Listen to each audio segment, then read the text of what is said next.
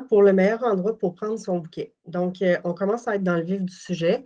Comment ça fonctionne? En fait, ça dépend du type de bouquet que tu veux faire. Donc, plus tu prends le bouquet haut, plus il sera fermé. Plus tu prends le bouquet bas, plus il sera ouvert.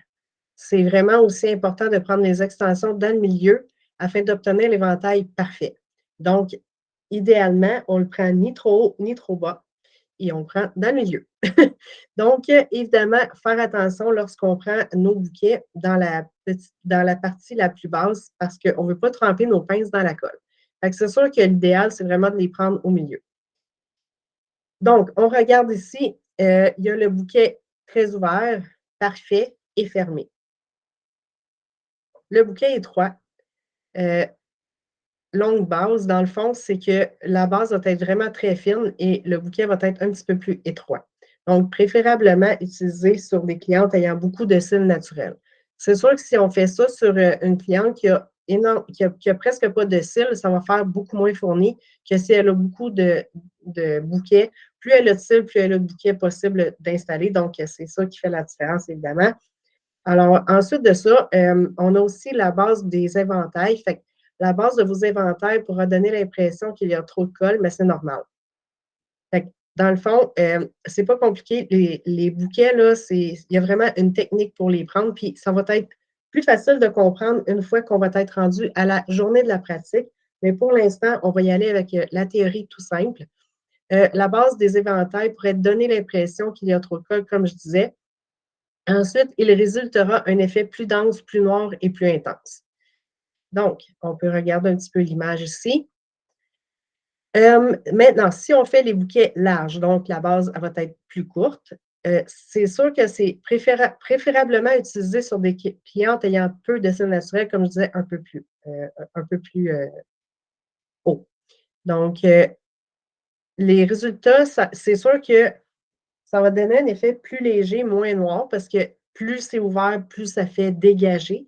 Donc, ça va faire moins noir, mais ça va quand même faire l'impression à la cliente qu'il y a plus d'extension de cils, donc plus fourni. Si on regarde à gauche et à droite, on voit que ça fait vraiment comme les bouquets s'entrecroisent entre eux, donc ça fait plus fourni. Ensuite de ça, on a l'éventail parfait. Donc, l'objectif pour créer l'éventail symétrique parfait, c'est pas évident, c'est vraiment pas évident quand on est débutant, mais c'est quand même quelque chose qui est très faisable avec le temps, mais il faut vraiment être patient. Donc, si on prend un 3D, on va faire à peu près 2 mm de largeur.